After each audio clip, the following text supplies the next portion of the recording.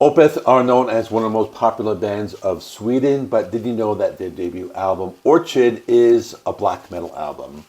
Well, maybe not a traditional black metal album, but more of a blackened death metal album. So in today's video, I'm going to be talking about their debut album, Orchid. I'm going to be talking about the origin of the band, the recording process, musical style, lyrics, album cover, critical reception, songs, and all that good stuff. Let me get into it. Orchid is the debut studio album by Opeth, released on May 15, 1995, through Candlelight Records in Europe and Century Black in the United States.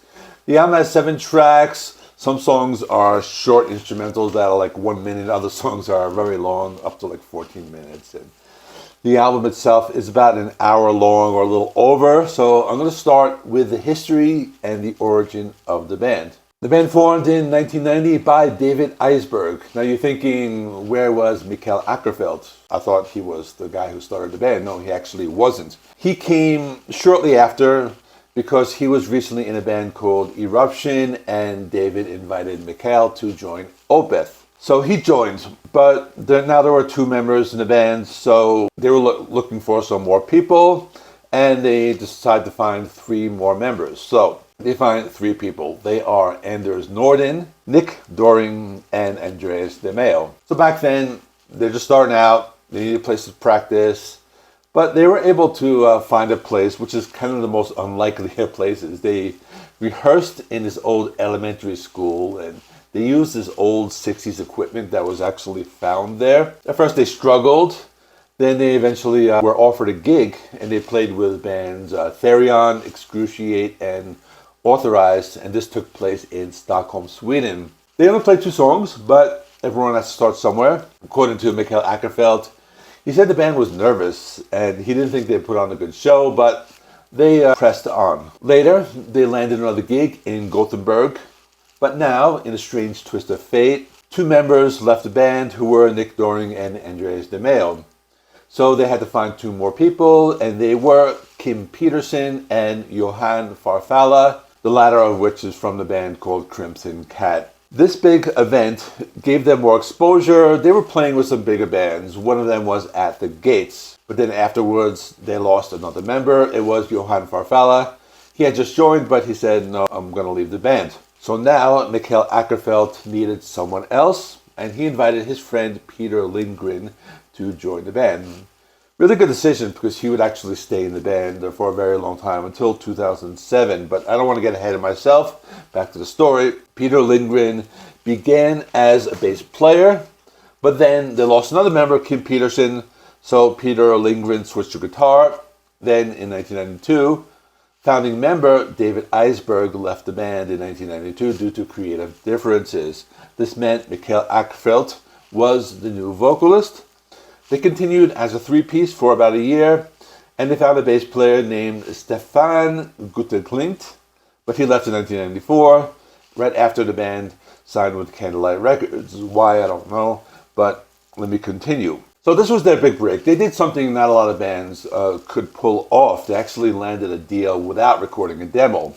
Back then, the band didn't have a lot of money. They couldn't afford to make a demo, but as luck would have it, the label Candlelight really liked the band. They took a chance, and they decided to help produce their debut album. One of the executives from Candlelight, whose name is Lee Barrett, he offered to produce the album. So now it's time for the band to go to the studio. It was recorded in March 1994 in Finspång, where the Unisound studio was located. The band decided to leave Stockholm, and they moved to this new city called Finspång, and they lived in a small apartment. It's a very small studio apartment, and the studio was in this basement of a small house in the middle of this field. Then the band asked John Farfalla to play as a session bassist, but he decided to say yes, and then he became a full member of the band again, so he came back to the band. At this point in time, the band is nervous. They had lots of fears, but the recording process went smoothly. They were happy with the result. There were a few issues. There was one section of the song Requiem, which was an acoustic part, and they didn't have enough time to complete it. Then there was a mix-up in the mastering process where the ending of the song Requiem was placed at the beginning of the song The Apostle in Triumph, and the band was not happy with the mistake, but It didn't get fixed until many years later. They corrected it on the 2023 Abbey Road remaster of this album. Let's talk about the music. In the beginning of the video, I made the claim that it was a black metal album, but it's more of their most blackened metal album. It's hard to put Opeth into a one musical genre anyway, but basically the band plays progressive rock as a foundation, and on that foundation they add other stuff like folk music and black metal screams, death growls, clean vocals. They add in so many different influences, everything from jazz to melodic, classically inspired guitar parts. So the band stood out amongst all of these other bands that are out there. If you listen to their entire discography, and you'll notice I did a ranking last year, which I'll link at the end, and I've been a fan of this band for a long time. And if you listen to all the albums, you're going to notice that this is the most black metal sounding album, or it has the most influence from traditional black metal compared to all their other albums. It's a complex album. It's probably not for fans starting to get into metal. If you're new to Opeth, I wouldn't even recommend this one as a starting point. I would probably recommend starting at Blackwater Park and then listening to a few other ones, and then later on listening to this one, because this one is a little more intense. It's very complex. But let me talk about the lyrics, because that's really the one thing that gives this a very black metal sound. Let's go back in time. If this were a movie, I would do one of those flashback sequences, but I don't know how to do that. So the year is 1991. Mikael Åkerfeldt and David Eisberg begin to write songs for Opeth. Back then, they were interested in the occult. Therefore, the songs that they wrote for this album were basically satanic chants. They wrote the music with the intention of it sounding very evil. At first, they wanted Opeth to be a very evil band. First two songs they wrote were called Requiem of Lost Souls and Mystique of the Baphomet. Then they combined those two songs and made one song called Mark of the Damned, and that song eventually morphed into the song that we know on the album called Forest of October, which is track number 4. Later on, Peter Lindgren joined the band, and he said he thought Forest of October was actually the best song on the album. There was one song that was probably the second and darkest song on the album, and I'll tell you the first in a minute, but it's called The Twilight is My Robe. The original title of the song was The Oath. It was basically an oath to Satan. Mikael Åkerfeldt even admitted there was a part of the song that was a complete ripoff of Fly to the Rainbow by the Scorpions. The darkest song on the album is Under the Weeping Moon, track number 2. According to Mikael Åkerfeldt, it's, quote, some kind of satanic worship of the moon. He would later go on record to say that it was just some black metal nonsense. There was also a very dark song on the album, and that was called The Apostle in Triumph, which is a combination of nature and satanic worship. And there's a song in the album which is also considered to be very dark, and that is In the Mist She Was Standing. The song inspired by the 1951 German film called The Lady in Black, which was a crime film, but also dealt with some serious topics like murder. Now let me discuss the album cover. Very unique, it catches your eye. You're probably wondering, this is some evil black metal band, and they have this flower on the cover. They hired a photographer named Tor Jorn Ekebak. I'm probably mispronouncing that. He took a photo of the flower, which is an orchid, and here's something interesting. They shipped this flower from the Netherlands, so they had to get that. The first pressings of the album didn't have the Opeth logo, it was just a flower. The band was happy with the album cover.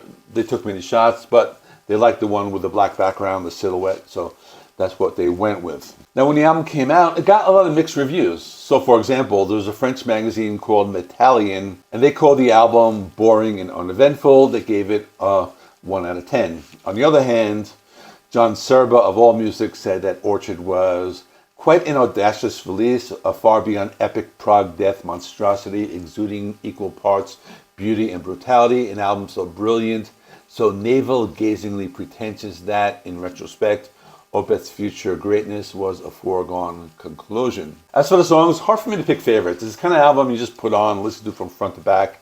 It just takes you on a trip. The music goes in so many directions. But with that being said, I'll do a quick track by track. Opening track, the 14-minute In the Mist She Was Standing, features some melodic death metal riffing, some death growls, in addition to some softer atmospheric moments that come in and out of the song.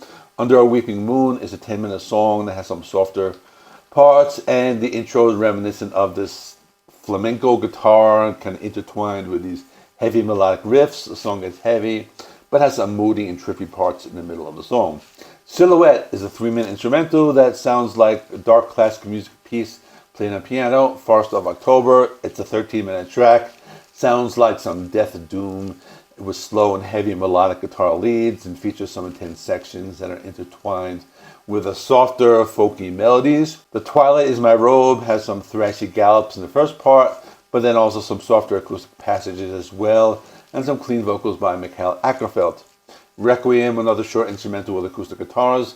Finally, The Apostle in Triumph, an 11.5-minute track with some jazzy sections and some slower death doom style guitar leads. The song also has some interesting melodies that come in about halfway through the song and have some clean chanting vocals. Overall, very complex and dense album. I think it's still a very good album, and it ranks somewhere in the middle of the discography. So speaking of rankings, I did one last year after the release of their latest album, and that's going to be right there if you want to watch that next. Please give the video a like. It helps me with the YouTube algorithm. Please subscribe if you have not already. I do rock and metal reviews, rankings, and more. See you in the next one.